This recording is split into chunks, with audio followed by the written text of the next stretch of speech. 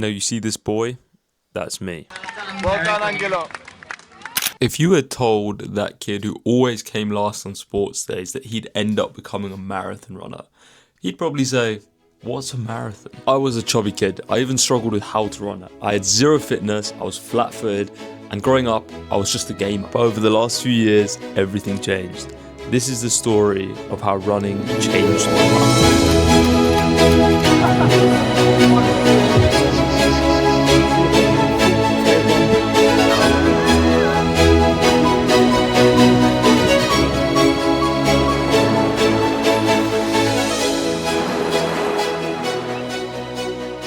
It started in my teenage years for one simple reason. I wanted to lose weight. I didn't have a plan or any structured training. I just had an old pair of Asics and go run 4 or 5 kilometers here and there. But slowly, something shifted. I've always been a pretty competitive person, and naturally, instead of my goal being to lose weight, it was to beat the time that I had set the night before. So every night, it would just be me doing loops of my neighborhood, trying to get faster and better than the day before. I was looking better, feeling better, and slowly my identity changed. When I got to university last year, I got into some pretty bad eating habits. Overeating, having pizzas, way too many calories. Now this was a pretty tough time for me mentally. It was the first time I was away from home, and it felt like all the progress I had made was erased. It's one thing to have been skinny all your life and then put on some weight, but it's another thing to have been a chubby kid and that within a few months I was back right where I started. I was that gamer again. Now a few of my friends had run a half marathon a few months prior, and I was like, that is so cool, I wish I could do that. And subconsciously it was playing at the back of my mind for a while. So after having all of my progress erased, I made a decision that initially terrified me. I booked entry to the Southampton Marathon. Now, Southampton Marathon was on the 6th of April 2025, which meant that I had to be training in the cold winter months of the UK. The challenge wasn't just the distance, but it was also putting myself week in, week out in an environment that I was unfamiliar with. Doing so broke me down and built me back up.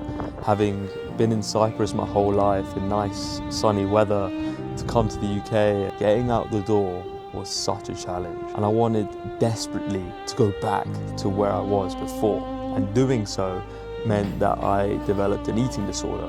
I was on 1,700 calories every single day during marathon training, barely eating, doing fasted workouts, because all I wanted to do was go back to the person who I was before. And then the day came, race day. Now, Southampton Marathon was 2 loops of 21 kilometers.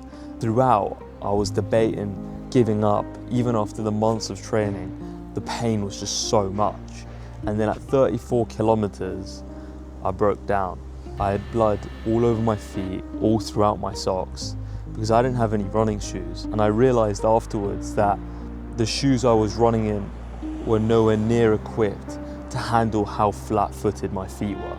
Now this was another low for me, because as soon as I realised that my chances of a sub 4-hour marathon were gone, I started bawling out tears. And this feeling of failure only increased when I looked at my phone and found that my parents were tracking me throughout the race. My whole family was sending me messages. Now I won't ever forget that feeling, but although I walked the last 8 kilometers of the marathon, crossing that finish line really changed my life. And it's because I think I finally found what I was looking for. That feeling of fitness, the feeling of being able to endure. All my life I was comfortable, but going outside, doing something you didn't really enjoy at the time was something so far-fetched. And that feeling of crossing the finish line finally proved to myself that I can go out and do hard things, that I can achieve something. Which brings me to right now. After 14 months of consistent running, I'm chasing that finish line feeling again. The pride, the satisfaction that I gave it my all for months, the exhaustion at the end of the race, that's the feeling I'm looking for. But this time the stakes are higher. I have a point to prove in the marathon. Last year I broke down. This year I'm not letting that happen again. All the variables that are in my control, I'm going to maximize, because this year I'm not letting the marathon beat me. On March 22nd, I'm running Limassol Marathon. This time, I've got a different goal.